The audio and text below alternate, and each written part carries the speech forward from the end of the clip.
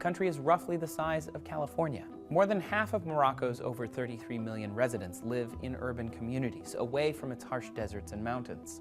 While the country blends Arabic and African cultures, it is religiously homogeneous, with 99% of its population adhering to Islam.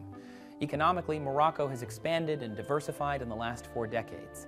In the mid-1980s, the country was severely in debt, but through privatization and neoliberal investment policies, Morocco turned its economy around, and since 2004, its GDP of more than $100 billion has almost doubled. While the country's economy relies heavily on its exports, most notably textiles, copper wire, and fertilizers, other industries are growing. This can be seen in tourism, which accounts for 12% of the country's GDP and has created 500,000 direct jobs.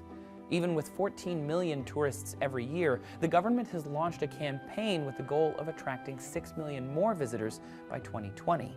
Due to esse location, Morocco maintains close ties with the European Union. The country was granted advanced status from the EU in 2008 and receives as much as $200 million from the organization annually. Morocco also keeps close ties with the Islamic world and is a member of the Arab League and the Organization of Islamic Cooperation. The country seeks to promote peace in the Middle East and hopes to oversee peace talks between Israel and Palestine. Morocco also has the 3rd largest military in northern Africa, with 350,000 personnel.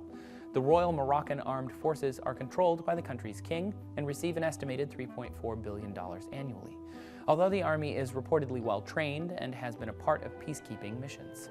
A strong military presence is extremely important as it keeps Morocco largely free of terrorism, especially when compared to nearby Libya and Mali. While the military has not declared an official war in over 50 years, Morocco has been involved in territorial disputes over the Western Sahara since 1975, after it annexed the territory from neighboring Algeria. While the UN enforces a ceasefire between the nations, Moroccan forces have clashed with protesters in the region, leaving thousands wounded and over a dozen dead. So even with a strong military, the country still faces obstacles, namely income inequality.